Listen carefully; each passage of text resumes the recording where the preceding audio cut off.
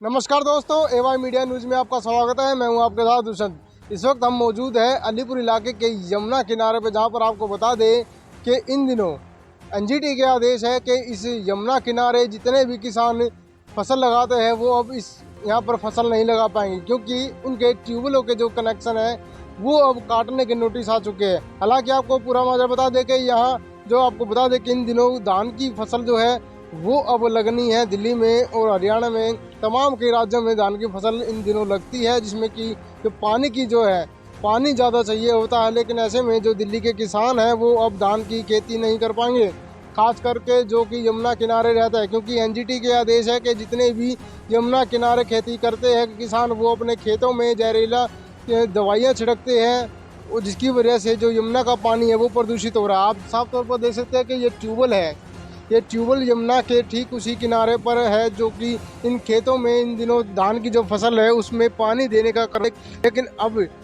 किसानों को पहले भी इस तरह के नोटिस आ चुके हैं, लेकिन अब दोबारा से किसानों को सब आदेश दिए गए हैं। साफ तौर पर ये कहा गया कि अब की बार जो इन ट्यूबवेलों के कनेक्शन जो है वो काट दिए जाएंगे, जिसके बाद जो किसान यहाँ पर किसी भी तरह की कोई भी फसल नहीं लगा सकेगा। हालांकि कई हजार किसान दिल्ली के जो है यमुना किनारे खेती करते हैं, और लाखों एकड़, कई लाख एकड़ जो ज़मीन है वो इस यमुना किनारे पे है, जिसमें कि किसान अपनी खेती करता है, अपना गुजारा चलाता है, जिसकी वजह से वो अपने परिवार का पालन पोषण करता है। तो कहीं ना कहीं जो दिल्ली की जनता है उसको भी कहीं ना कहीं अन्न देने का काम करता है। साथ ही तमाम तरह की फसलें इस यमुना किनारे उगती है, लेकिन अब एनजीटी के आदेश आने के बावजूद जो इस यमुना किनारे खेती करते हैं किसान वो खेती नहीं कर पाएंगे। लेकिन आपको बता दें कि साफ तौर पर जब किसानों के साथ इस तरह का व्यवहार इन दिनों एनजीटी की तरफ से किया जा रहा है, तो इससे साफ जाहिर होता है कि किसानों अब यहाँ पर फसल नहीं उगा पाएंगे। लेकिन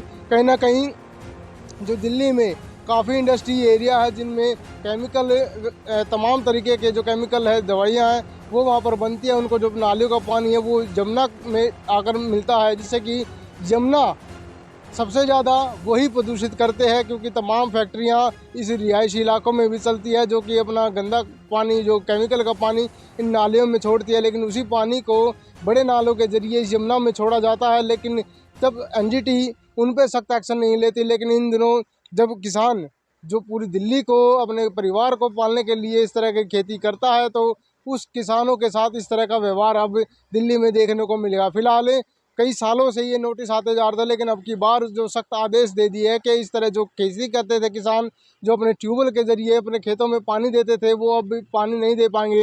हालांकि आपको बता दें कि यदि यहाँ पर ट्यूबवेल के कनेक्शन की लाइट काट दी जाती है, लेकिन किसान जो है कहीं ना कहीं इंजन के द्वारा अपने खेत में पानी दे देता है, लेकिन उस पानी से भी, उस पर भी रोक लगेगी। कहीं ना कहीं उस पर भी एक्शन लिया जाएगा कि आप किस तरह खेती कर पा रहे हैं। यदि किसान खेती नहीं कर पाएगा तो किस तरह अपना जीवन, अपना आने वाला समय जो है वो किस तरह बिता पाएगा, तो आने वाला समय ही बताएगा। फिलहाल तमाम जानकारी के लिए स्थानीय जो किसान हैं, जो सालों से इस एनजीटी के आदेशों के जो आदेश हैं उनके पर सख्त एक्शन ले रहा है, और साथ ही उनसे गुहार लगा रहा है कि इस तरह का हमारे साथ व्यवहार नहीं करे जाए। तो उनसे भी जानेंगे क्या कुछ कहना उनका इस पूरे मामले को लेकर। यदि एनजीटी इनकी बात नहीं सुनते तो आगे भी क्या करेंगे। दिल्ली से एवाई मीडिया के लिए दुष्यंत सैन की रिपोर्ट। सर, सबसे पहले अपना परिचय दे दीजिए। मेरा नाम रघुनंदन चौहान है और मैं भारतीय किसान संघ के मेला जिले का अध्यक्ष हूँ। सर, किस तरह की समस्या आ रही है? दोबारा से नोटिस आपको दिए गए हैं खेती की, आपकी यमुना के किनारे है, क्या कुछ करना चाहेंगे?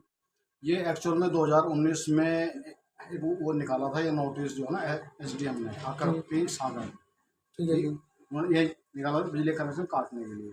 अच्छा, 2019 के बाद ये 2021 तक ये चुप रहे, मतलब कोई नोटिस नहीं आया।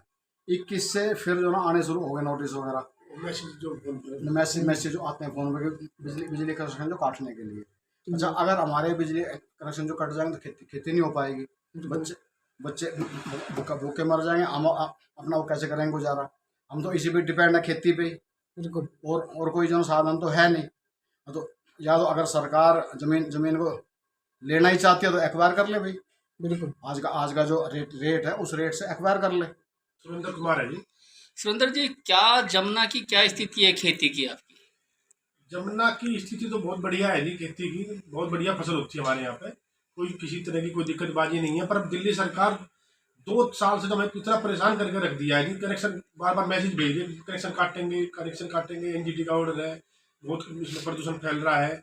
मेरी तो ये समझ में नहीं आ रहा जी, एक तरफ तो जल बोर्ड के ट्यूबवेल लगा रही है बराबर, अब भी लग रही है जी, एक तरफ किसानों के ट्यूबवेल लग रहे हैं, उनके हमारे ट्यूबवेल में तो जहर निकल रहा है, उनके ट्यूबवेल में जो अमृत निकल रहा है, हमें तो ये पता नहीं चल रहा। और दूसरी बात ये है कि हमें तो ऐसा कुछ उनकी मनोप्रणाली नहीं है कि जब किसानों जमीन छीनने के चक्कर में है ये, और किसानों के हाथ में कटोरा देने के चक्कर में लग रहे हैं। तो यहाँ तो कई एकड़ भूमि है, हाँ जी, हाँ जी। तो क्या सभी किसानों के हाथ में कटोरा आ जाएगा? आई जाएगा जिस हिसाब से, तो इस हिसाब से तो आई जाएगा। जो जमुना बेल्ट बोली जाती है हमारी, जमुना बेल्ट में कई हजार किसान है, कई हजार एकड़ जमीन भी है, तो इस हिसाब से आई जाएगा जी। गवर्नमेंट है, कुछ भी कर सकती है। मतलब